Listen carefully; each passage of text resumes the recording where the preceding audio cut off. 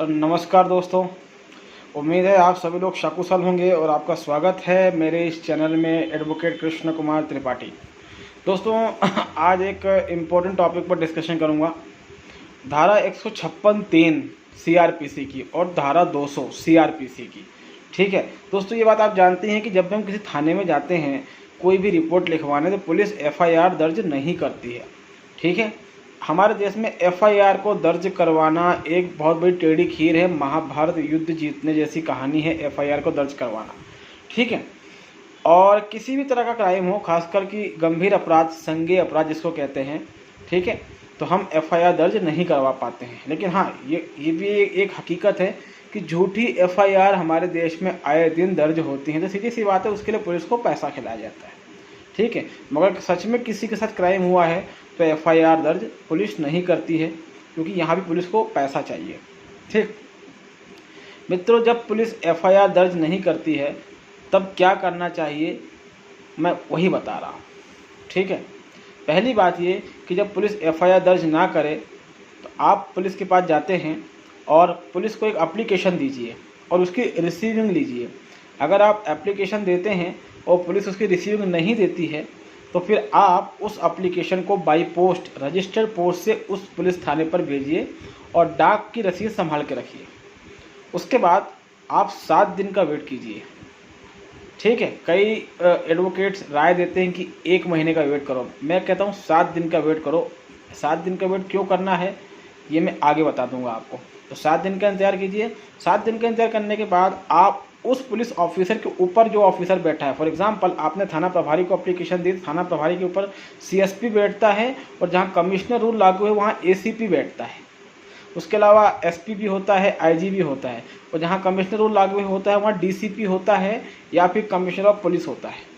यहाँ पर आप 7 दिन के बाद तुरंत नई एप्लीकेशन दे दीजिए और पुरानी एप्लीकेशन भी उसके साथ अटैच कर दीजिए और वहाँ पर बोलिए कि हमने ये एप्लीकेशन दी थी, अभी तक एफआईआर दर्ज नहीं किया गया है। ठीक है, अगर वहाँ से कोई कार्रवाई होती है, कोई एफआईआर के ऑर्डर आते हैं तो ये बहुत अच्छी बात है, लेकिन होता नहीं है ये। ठीक है, अब वहाँ से कुछ ना हो तो उसके बाद आपके पास चारा बचता है कोर्ट में जाने का।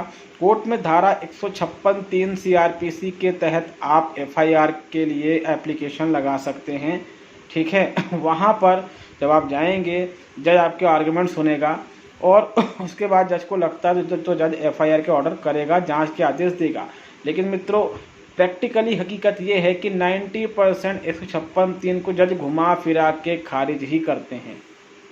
ठीक है, ये बड़ी विडंबना है हमारे देश की। जिस न्यायपालिका ने कहा है कि एफआईआर लिखना मैंडेटरी है, अनिवार्य है, वही न्यायपालिका के पास जब हम एफआईआर के लिए जाते हैं तो वो हमारी एप्लीकेशन को खारिज ही करती है।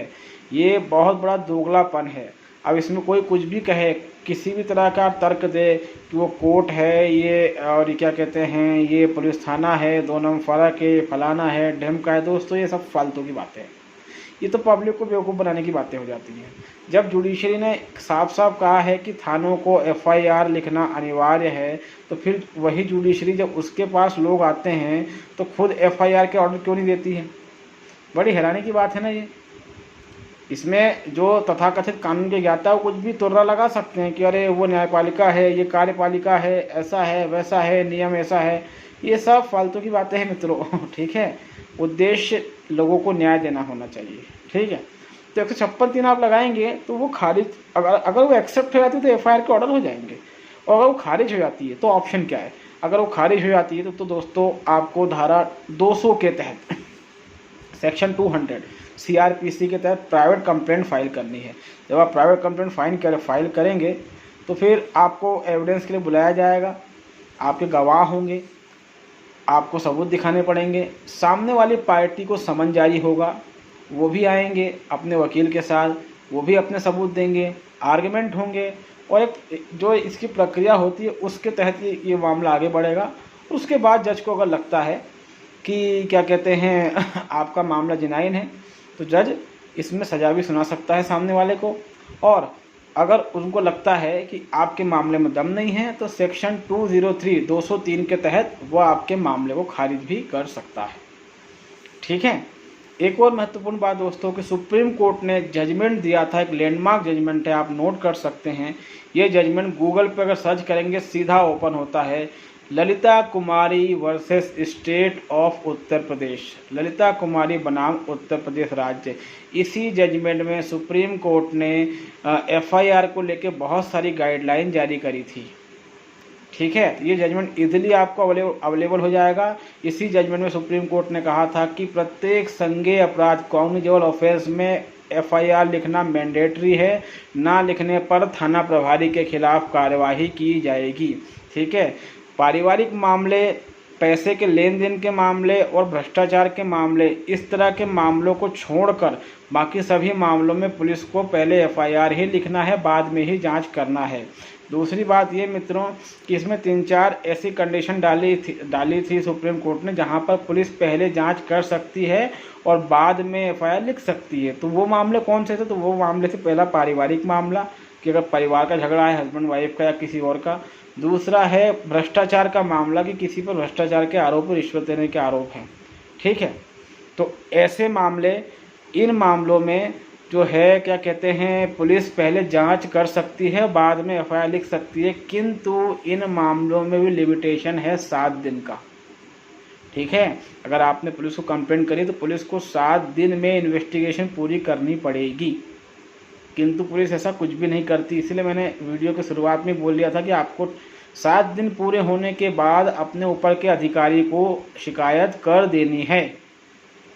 ठीक है, तो 7 दिन का समय क्यों? क्योंकि सुप्रीम कोर्ट ने कहा है कि 7 दिन के भीतर आपको अगर कोई अपराध की सूचना मिली है और आप एफआईआर नहीं कर रहे तो 7 दिन के भीतर आपको इन्वेस्टिगेशन पूरा करना है और अपनी रिपोर्ट सौंपनी है। तो 7 दिन छोड़े, पुलिस तो 7 महीने तक भी कुछ नहीं करती है, ये आपको पता है। तो मित्रों, इस तरीके से अगर आपकी एफआईआर नहीं लिखी जा रही है तो 156(3) का एप्लीकेशन लगाइए। अगर वो खारिज होती है तो फिर 200 के तहत प्राइवेट कंप्लेंट लगा के मामले को लड़िए। ठीक है, इसमें दोस्तों होम मिनिस्ट्री की गाइडलाइन भी है, जिसमें होम मिनिस्ट्री ने स्ट्रिक्टली कहा है कि प्रत्येक कॉग्निजेबल ऑफेंस में पुलिस को एफआईआर लिखना अनिवार्य है, ना लिखने पर पुलिस वाले को सज़ा होगी, संबंधित अधिकारी को सज़ा होगी। होम मिनिस्ट्री की ये गाइडलाइन दोस्तों इजीली गूगल पे अवेलेबल है।